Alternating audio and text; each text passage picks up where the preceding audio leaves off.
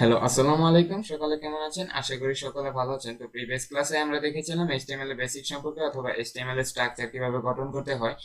তো আমরা কালকে দেখেছিলাম নোটপ্যাডে কিভাবে এই যে এরকম নোটপ্যাডে করে দেখেছিলাম, যেটা কিনা অনেক কষ্টকর।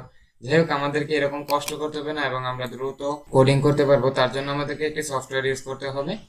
তো সফটওয়্যারটি হচ্ছে মাইক্রোসফট ভিজুয়াল স্টুডিও কোড। তো মাইক্রোসফট ভিজুয়াল স্টুডিও কোড কিভাবে ইনস্টল করতে হয়, কোথা থেকে ডাউনলোড করতে হয়, সেটা সম্পর্কে আমি একটা ভিডিও বানিয়েছি, সেটা আপনারা আই বাটনে পেয়ে যাবেন। তো আপনারা সেটি দেখে ইনস্টল করে নেবেন। তো চলুন ভিডিওটি শুরু করা যাক। পুরো ভিডিওতে আমি থাকছি মোহাম্মদ ফরাদ হোসেন আপনাদের সাথে।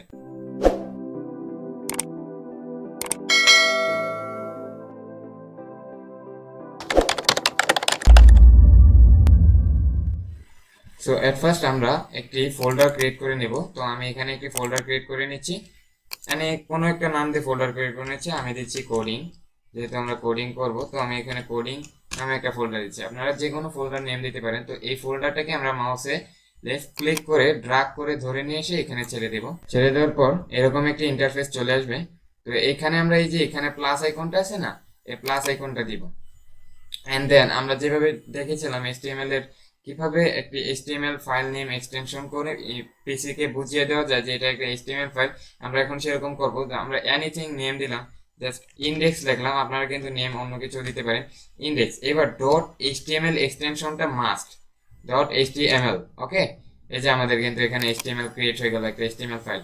ও আরেকটা কথা, Microsoft visual studio code install করার পরেই আমার মতো এরকম কালার স্কিম পাওয়া যাবে না, বা কালার অন্যরকম থাকবে, স্টাইল অন্যরকম থাকবে, এখানে আইকনগুলো দেখা যাবে না। বিকজ অফ আমি এখানে এই যে এক্সটেনশন আছে না, এক্সটেনশনের কাছ থেকে আমি এই যে এই এক্সটেনশনগুলো Atom One Dark theme and Material Icon theme এগুলো ইনস্টল করে রাখছি, যার কারণে আপনারা হয়তো বিভ্রান্ত হয়ে যাবেন। আপনাদের বিভ্রান্ত হওয়ার কোনো প্রয়োজন নেই। আপনারা এক্সটেনশনে এসে জাস্ট এখানে লিখে দিবেন যে ডার্ক থিম, এই টাইপের কিছু লিখে দেবেন। যাই হোক, এখানে আমাদের কিন্তু HTML এর এক্সটেনশনটা ক্রিয়েট হয়ে গেছে আর তাতে একটা HTML ফাইল ক্রিয়েট হয়ে গেছে।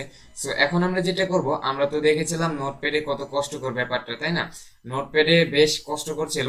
তো এখানে আমাদের অত কষ্টকর নয়। তার আগে আমি কিছু ট্যাগ দেখিয়ে দিচ্ছি।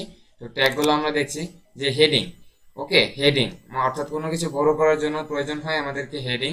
তো এখানে দেখা যাচ্ছে হেডিং H1।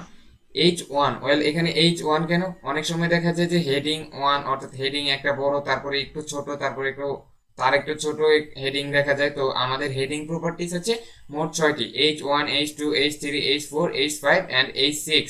ওকে, হেডিং প্রপার্টিজ আছে 6টি, অর্থাৎ ক্রমান্বয়ে এগুলো ছোটর দিকে যায়। ওকে, দেন হলো প্যারাগ্রাফ, অর্থাৎ কোনো বড় টেক্সটের জন্য আমরা ইউজ করব প্যারাগ্রাফ। তারপরে ডিভিশন, অর্থাৎ একটি অর্থাৎ ভাগ। ডিভিশন মানে তো ভাগ, তাই না? একটি ভাগ বা খণ্ড আকৃতির কিছু করলে ডিভিশন। ডিআইভি, প্রথম তিনটে ওয়ার্ড নিয়ে চলে এসেছে যে ডিআইভি, ডিভ, এটা হলো ডিভ ট্যাগ। তারপরে আমরা যদি কোনো কিছু স্মল করে লিখতে চাই তাহলে স্মল। তারপরে মার্ক, অর্থাৎ কোনো কিছু যদি আন্ডারলাইন করতে চাই, লাইক দ্যাট, এরকম যদি কোনো কিছু আন্ডারলাইন করতে চাই, ওকে, দেন তাহলে সেটা হবে মার্ক। তারপরে ইমেজ, আইএমজি, অর্থাৎ ইমেজের আইএমজি শর্ট ফর্ম, সেটা নিয়ে ট্যাগ বানানো হয়েছে। অ্যাঙ্কর বা লিঙ্ক, অর্থাৎ এক জায়গায় ক্লিক করলে অন্য জায়গায় চলে যাবে, তো সেই ক্ষেত্রে অ্যাঙ্কর বা লিঙ্ক। এটার মাধ্যমে বোল্ড, অর্থাৎ কোনো কিছু মোটা করে লেখা, এটার জন্য বি প্রথম অক্ষর নিয়ে কোড আকারে। তারপরে ডিলিট, কোনো কিছু যদি ডিলিট করে দেওয়া হয় অর্থাৎ মাঝখান বরাবর একটা কাটা হবে। তারপরে আন্ডারলাইন, অর্থাৎ নিচে একটি দাগ থাকবে। ইউ, স্ট্রং, অর্থাৎ মোটা হবে এবং একটু বড় সাইজের হবে। এটা তো বলতে পারেন যে এটা তো তাহলে বোল্ডের সাথে ম্যাচ করে, ইয়েস, কিন্তু স্ট্রং এ একটু পার্থক্য থেকে। Span tag. তো আরো কিছু ট্যাগ রয়েছে। এবার আসি লিস্ট আইটেমে। Okay, list item, well list item কি? এখানে লিস্ট আইটেম হলো লাইক দ্যাট। লিস্ট আইটেম দুই প্রকার, আনঅর্ডার লিস্ট এবং order list. Okay, order list কি?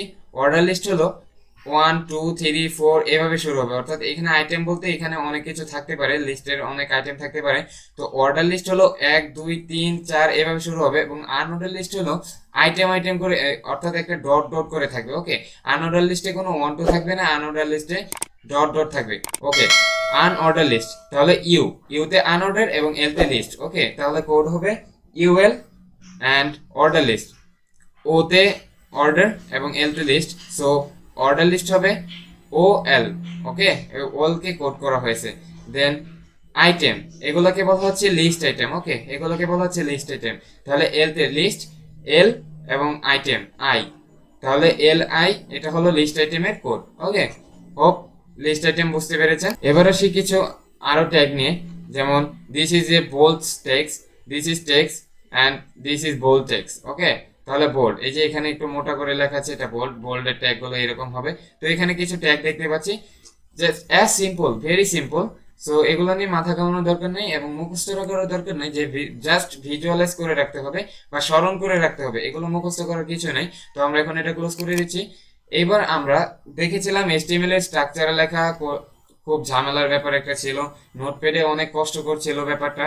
তবে এবার একটা ম্যাজিক দেখেন, আমরা যদি এখানে লিখি এইচটিএমএল দেখে ট্যাব দেই, এই দেখুন আমাদের কিন্তু এইচটিএমএল চলে আসছে, দেন হেড দেখে ট্যাব দেই, ট্যাব বা ইন্টার, সরি ভুল হচ্ছে, এই যে।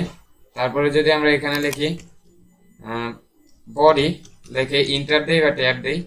ওকে, এবার দেখি আরো ইজি কোনো পদ্ধতি আছে কিনা। এবার আমরা লিখতে পারি HTML5 লিখে ইন্টার দিলে দেখুন অনেক সুন্দর করে একটা স্ট্রাকচার চলে আসছে। এখন আরো অলস মানুষ আছে, আমার মতো অনেক অলস মানুষ আছে, তো তাদের জন্য জাস্ট শিফট চেপে ওয়ান বাটন ক্লিক করবেন এন্ড দেন ট্যাব অথবা ইন্টার দিবেন। এই যে পুরো HTML5 এর একটা স্ট্রাকচার চলে এসেছে। তো এই স্ট্রাকচারটার মধ্যে কি ডক টাইপ, ডক টাইপ মানে হলো ডকুমেন্টস টাইপ, অর্থাৎ এখন ডকুমেন্টটা কি টাইপের, এখন যেহেতু আমরা HTML করছি অতএব ডকুমেন্ট টাইপটা হলো HTML। তারপরে HTML ল্যাং, এখানে ল্যাং, ল্যাং মানে হলো ল্যাঙ্গুয়েজের শর্ট ফর্ম, তাহলে ল্যাঙ্গুয়েজ ইএন তে মিন করতেছে যে ইংলিশ। তারপরে মেটা চার্সে টিউটি অফ 8, এগুলো HTML এর জাস্ট কিছু ভার্সন, এগুলো আপনাদেরকে না বুঝলেও চলবে। এন্ড টাইটেল, আমাদের তো টাইটেল একটা ওয়েবসাইটের টাইটেল লাগে তাই না, তো এই টাইটেলটা অটোমেটিক বাই ডিফল্ট ডকুমেন্ট থাকে, তো আমরা লিখলাম the first web site. Okay, just আমাদের ফার্স্ট ওয়েবসাইট, এটা লিখে টাইটেল দিয়ে কন্ট্রোল এস দিয়ে সেভ করে দিলাম। যখন এখানে এই যে সাদা কালার ডটটা থাকবে তাহলে ভাবতে হবে এটা সেভ অবস্থায় নেই, কন্ট্রোল এস চাপবো, দেন এটা সেভ হয়ে যাবে। ওকে, এখন আমরা কিছু ট্যাগ প্র্যাকটিস করি।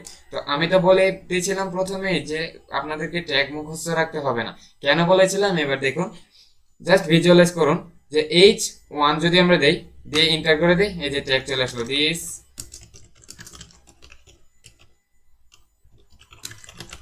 ওকে, this is heading tag. And then যদি আমরা H2 দেই, this is heading two tag. And then আমরা যদি H3 দেই, তাহলে দিস ইজ হেডিং 3 ট্যাগ। আমরা যদি এবার H4 দেই, তাহলে দিস ইজ হেডিং 4 ট্যাগ। আমরা যদি এবার H5 দেই, তাহলে দিস ইজ হেডিং 5 ট্যাগ। দেখছেন কত ইজি, এগুলো কত ইজি, আর এই সফটওয়্যারের মাধ্যমে কত ইজি হয়ে গেছে, জাস্ট আমাদের কিছুই করা লাগে না। আমরা কিন্তু এই দেখুন এইচ লিখলে কিন্তু এখানে অনেক ধরনের ট্যাগ চলে আসছে, এগুলো সব কিন্তু ট্যাগ। তো এগুলো দেখেন এইচ লেখার সাথে সাথে অনেক ট্যাগ আসছে। তো এবার আমরা H6 এর এখানে দিয়ে ইন্টার দিয়ে দেবো, and this is heading 6 tag. Okay, কত সিম্পল লাগলো। এখন আমরা যদি এটাকে সেভ দেওয়ার পরে এটাকে ওপেন করতে চাই, তাহলে এই যে আমাদের ফোল্ডারটি ওপেন করি, index.html টি ওপেন করি, বুম, দেখুন আমাদের কিন্তু একটা অলরেডি ওয়েবসাইট তৈরি হয়ে গেছে এবং এটা টাইটেল চলে এসেছে দ্য ফার্স্ট ওয়েবসাইট। সো আমরা যেটা টাইটেল দিয়েছিলাম, তো আশা করি হেডিং প্রপার্টিসটা বুঝতে পারছেন যে এইটা হলো H1, এটা H2, এটা H3, এটা H4, এটা H5, এটা 6। ওকে, ক্রমান্বয়ে ছোট হতে থাকে। তো আমরা এবার আরো কিছু ট্যাগ দেখি, আমরা যেগুলো দেখেছিলাম যে প্যারাগ্রাফ ট্যাগ, তাই না, প্যারাগ্রাফ, এখানে আমরা লিখলাম পি দিয়ে ট্যাব দিয়ে দিলাম। আপনাদের যদি এরকম লেখা অনেক বড় লেখা ভেঙে যায়, তাহলে আপনারা অল্টারনেট জেড দিতে পারেন, তাহলে ঠিক হয়ে যাবে। তো এবার যদি আমরা কন্ট্রোল এস দেই, এবার রিলোড দিই, এই যে দেখতে পাচ্ছেন আমাদের এখান থেকে একটা প্যারাগ্রাফ ট্যাগ পেয়ে গেছে। তারপরে আমরা আরো অনেক ধরনের ট্যাগ দেখেছিলাম, যে স্ট্রং, STRONG, স্ট্রং, এই যে স্ট্রং। ওকে, এখন আমরা যদি লিখি this is strong tag, control S দেওয়ার পরে আমরা যদি এখানে কন্ট্রোল আর দিয়ে রিলাইট দিই, এই যে এখানে কিন্তু একটু মোটা বড় টাইপের লেখা হচ্ছে। অ্যান্ড দেন আমরা দেখেছিলাম small tag, SMAL small, this is small tag. Control S দিয়ে সেভ করার পরে আমরা যদি এখানে কন্ট্রোল এস রিলাইট দেই, এই যে এখানে কিন্তু খুব স্মল লেখা আসছে। তারপরে যদি আমরা দেখি যে বোল্ড ট্যাগ বি, এই যে বি দেওয়ার পরে দিস ইজ বোল্ড ট্যাগ। ওকে, তো আমরা যদি এবার রিলোড দিই তাহলে কিন্তু দেখতে পাচ্ছি এই যে এটা এখানে বোল্ড করে একটা লেখা চলে আসছে। কত ইজি এগুলা, আসলে এগুলা এমন কোনো কঠিনই না, আপনি যেরকম ভাববেন, ঠিক আছে, আপনি যেরকম ভাববেন আপনার কাছে সেরকম। ব্যাপারটা হলো আপনার দৃষ্টিভঙ্গি। আপনি যদি সহজ মনে করেন অবভিয়াসলি এটা সহজ, আপনি যদি প্রথম থেকেই কঠিন মনে করেন তাহলে অবভিয়াসলি এটা আপনার কাছে কঠিনই মনে হবে। So think simple and do simple. Okay, এবার আমরা আরো কিছু ট্যাগ দেখেছিলাম, এবার আসি অর্ডার লিস্ট এবং আনঅর্ডার লিস্ট, অর্থাৎ লিস্ট টাইপে। তো আমরা প্রথমে দেখি ইউএল, ওকে, যে আনঅর্ডার লিস্ট। তো ইউএল এর জন্য আমরা কি করব, আনঅর্ডার, ইউতে unorder, okay, U and list L, okay, তারপরে ট্যাব দেব।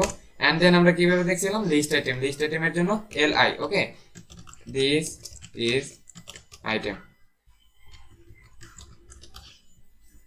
এবার আমরা এটাকে জাস্ট সিম্পলি কপি করি। ওকে, এবার যদি আমরা এটা রিলোড দিই সেভ করে, ওকে, এই দেখুন এখানে কিন্তু ডট ডট দিয়ে আসছে, এখানে কোনো নাম্বার আসে নাই। এবার যদি আমরা এটাকে কপি করে জাস্ট ইউএল এর জায়গায় আমরা ওএল লিখে দেই, ওকে, আমরা ইউএল কে ওএল তৈরি করে দিচ্ছি। অ্যান্ড দেন কন্ট্রোল এস দিয়ে সেভ দিচ্ছি।